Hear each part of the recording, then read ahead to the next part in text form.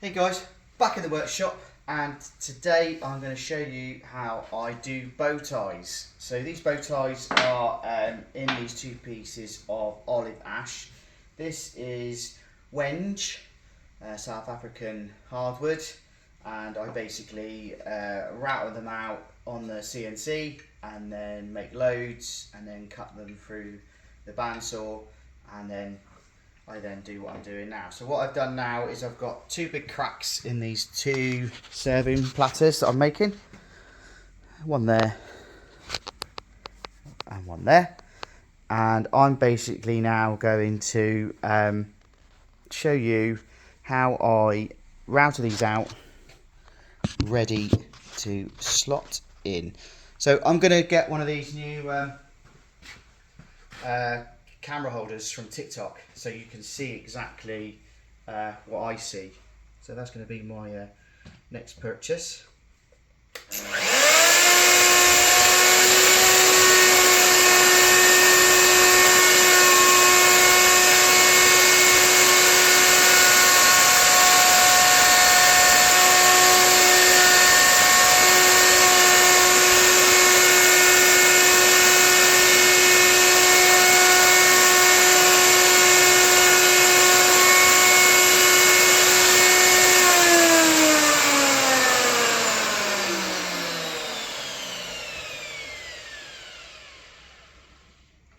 So you can just literally freehand router these out, like I just demonstrated there, or I'll show you another method. I'm just going to pause the video, get set up, and I'll show you a different method.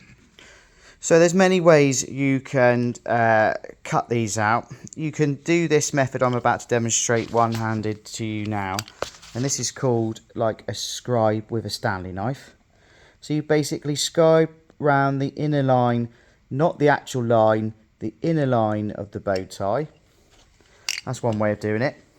Or get yourself a chisel and do it the old school way, super sharp, and go round and tap it and mark it.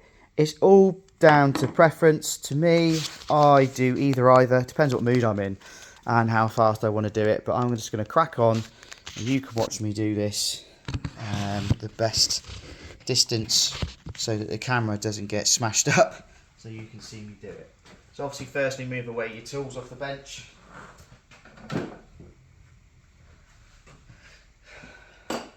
Mallets are best for chisels. Anybody that uses a hammer, I don't like you.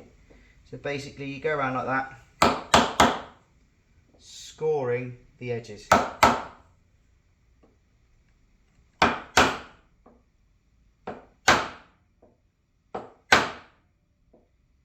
By scoring the edges, when you're routing, you can clearly see it. I mean, my Festool router has got a clear dust extraction collet, but over a period of time, the plastic's gone a bit brittle, and I can't see. So, I mean, I wish Festool, or if somebody's got an LED collet holder they want to invent for me and put around my router, I will use it so I can see my lines. I can't believe routers haven't got LED lights in them. Totally bizarre. So I prefer to use a mallet and a chisel. Don't like using my Stanley knife if I can avoid it. I use what I trust.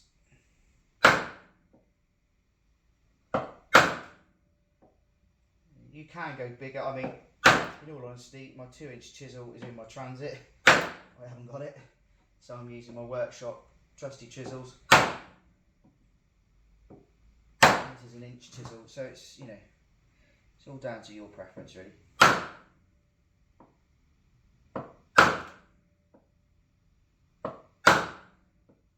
I have shown you on other videos how I do bow ties, but unfortunately I recently had some issues saying that I was copying somebody else's style and their sort of methods. I haven't. How about doing a 5-year apprenticeship in carpentry and joinery? I can pretty much do anything with joints, so I don't think I've copied anybody's. I've copied the City and Guilds versions of jointing. So I'm only passing on what I've learned. I mean, I'm not going to show you everything that I've learned, because if I do that, then that's my job, isn't it? And I don't want you to have my job. This is my job. Now, you guys probably watching this video, this is a hobby. So, that's all scored, cut out. I can now go crazy with my router, and I'll do that now. So a quick tip on the depth is basically hold it in and you can see your depth. You can try and do it on the base of the router, and I'll show you that now, but it's hard to hold my phone and show you that, but I'll do it just so you can see all routers. I don't think my phone's gonna let me, the camera will let me show you, but most routers have depth gauge. I don't know if you can see on the Festool there, it has depth gauge, and you have your depth rods. You see that there? You can set it like that, but it's so much faster when you're doing this as a day job to literally put your material up to it, undo the clamp, and then basically set it. You don't want to go too deep, just enough.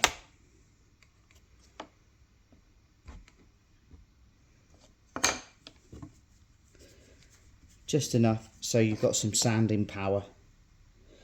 So that's literally millimeters. I don't know if you can see that, what I've done there. I'll grab the phone a second so you can see. So it's literally millimeters. So I can sand that off once it's glued off. It's also a really good tip if you're doing a lot of bow ties, is just to number them up. Especially if you're doing repetitive work, somebody comes into the shop and's talking to you, your phone rings, trying to run a business, always try and mark things up so you know where things are going. That is a carpenter and joiner trait, but for those that are starting out, it's always good to literally mark things up. I mean, what I meant for you guys about a collet light, I mean, if there was just something that went around here that you could clip on and shine down where you're working, because as you can see, I've got the workshop lights on and you can barely see without getting right up close with your mush what you're outering. Now I know, I mean, yes, you could probably have an adapter in sort of 2030, there'll be a camera in there so I can literally look, stand, and it will just have a camera on top. So Festool, if you're watching my video, if you could do that, that would be an awesome router. I'm sure you'll be able to have a mini camera there soon, so you'll be able to just literally stand above, not have your face looking at what you're doing, and routering from a camera. Yes, you can say that's next level, that's CNC, but if you can invent something to go on there, I'm happy to help you. Awesome. So right, so I've done the depth on the two bow ties. I'm now going to chisel them out nice and lovely, and I'll show you how I then fit them. Anyway, I've just made myself quickly a new camera stand, hopefully, for the phone. So we'll see how this works in 2 seconds. Now, if anybody's interested in a prototype Ryan 5000, there you go. I've turned my old camera stand, so my old digital camera, into a workshop filming stand. There we go. So for a couple of quid, I've now got the ability for you guys to see me. There we are. So I'll be able to do some close-ups now. Might not need to buy that head cam.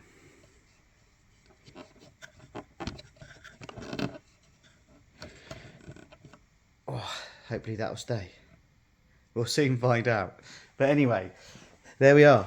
That took me all of 10 minutes. So now you should have close-up of me doing these bow ties.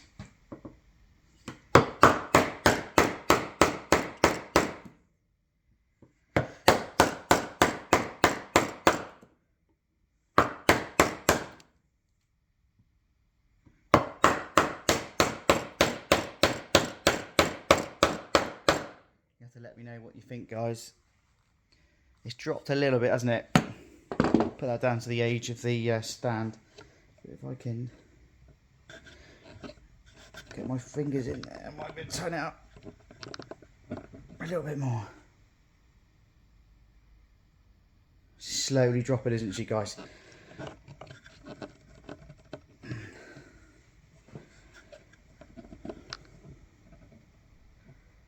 Yeah, she's going to drop like that. Yeah, sorry guys, it's trying to get it to be working for me. But at the end of the day, I'm trying to recycle what I've got. So if I go up a little bit higher with the stand, see whether that might give me a little bit of fall from grace.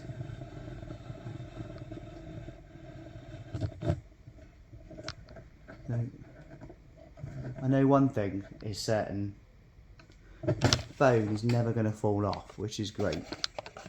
What I've got to understand is accessing that. So if I give that one more turn,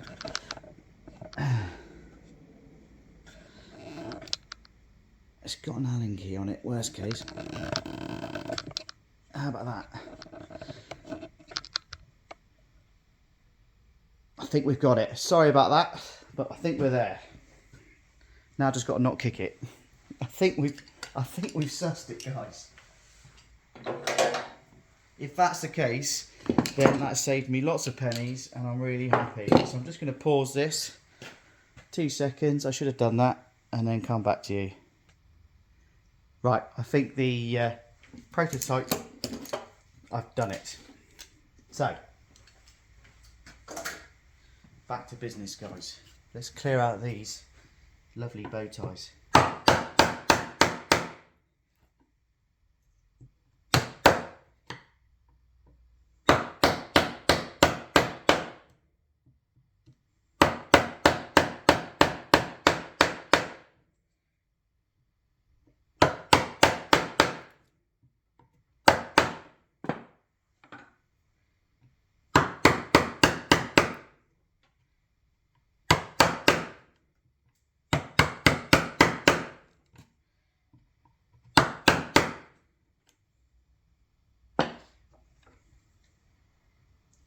So it's kind of good to sort of have a slight angle on the chisel. Lean it in. That makes sense.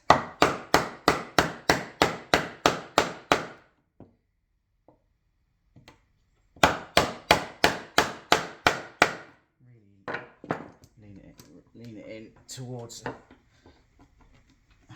And you can clean out quite easily.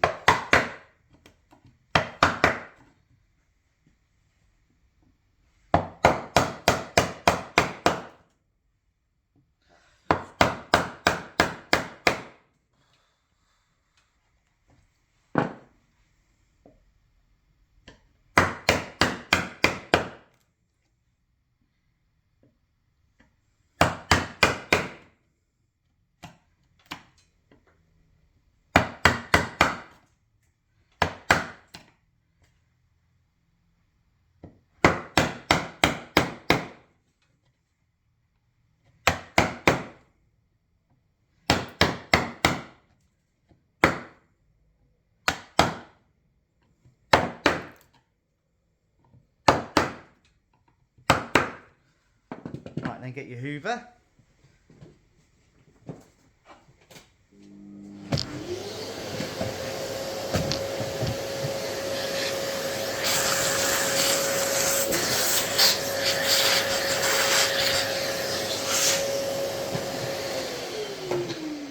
Clean out as you go.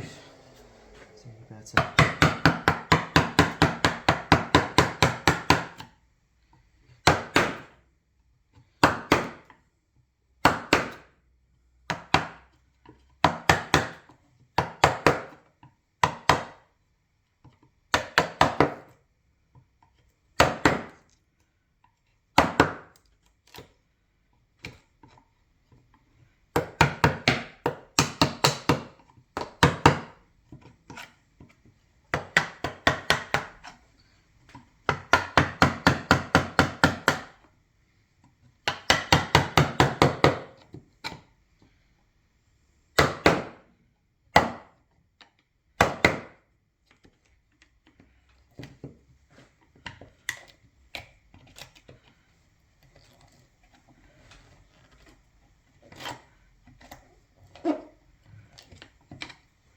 Right, so that's nice and clean now.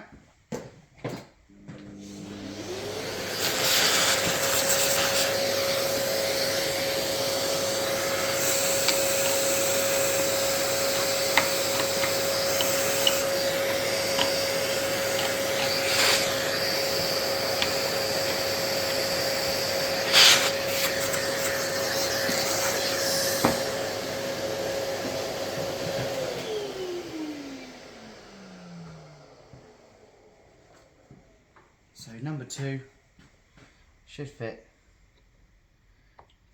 nice and tight. What's that way on it? Nice and tight in the hole. So what I'm going to do now is get some wood glue. It was that way, I can't remember which way it was. Oh yeah, told you about doing the numbers. That's the reason why. So 2, 2. You could do this as well, I suppose, couldn't you? Really, I should. All carpenters learn this. Put a V, and then you know which end it's at. So what I'm going to do now is get some wood glue, get another piece of wood, and show you how I tap them in. 2 seconds. I mean, I use this stuff because I'm on a time scale. This bonds in like 10 minutes. It's a good product. It's by Polyvine, Cascares. I think other people might say it's differently pronounced, but it's liquid resin polymer. I mean, I do use Gorilla Glue. We do sell that online, but I think when I'm doing structural stuff, I use this stuff. Get your finger, don't be shy. Get it right in there, all the gaps. Get your new bow tie. Use your finger, obviously. You can use a brush. I mean, I try and limit as many consumables in the workshop itself. So your finger is just as good. I know there's guys that use all these fancy brushes. Yeah, lovely, brilliant. But when you're up against it, just use your finger. Can't beat a bit of joinery using your finger. So there we are. Got my arrows. I know which way it's got to go in. And a nice bit of English oak.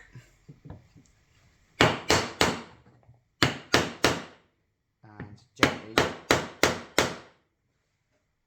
wend your neck.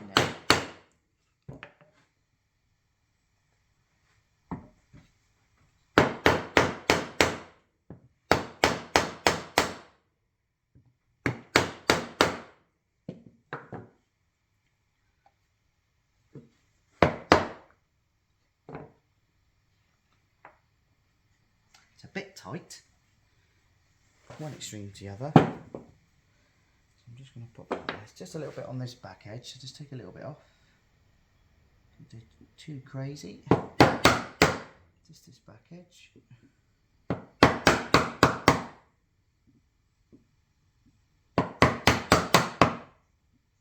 Just see it.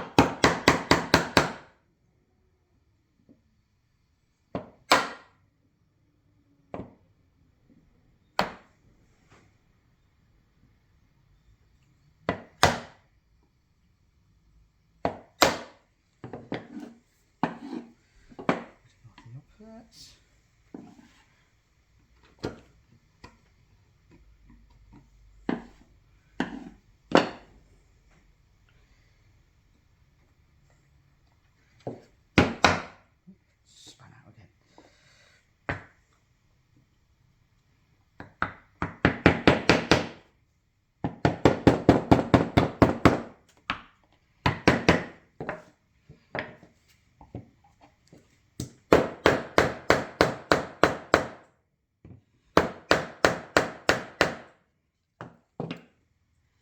Going in there lovely, nice and tight now. Just going to grab a bigger bit of force. Nothing better than getting a bit of brute force on there, as I had to do. That is lovely and tight. I'm never going to have any issues with that timber splitting. So same again on the second one. Same process really. I love these MFT tables from Festool. They're fantastic because basically you just move it anywhere around the workshop. And you've got your bench set up. I mean, eventually when I'm fully set up in here, I'll have a corner where I'll do my videos from, so you can see, so it's a little bit, so you don't get the pictures of the machinery and the forklift in the background. But yeah, same thing again, number one. I'm going to cut that one out and invite you back then to have a look at the finished results. So now they're fitted, they're both in there. It's a case of cleaning them off. So I'm just going to move you guys so you can see how I do it. Case of cleaning them off.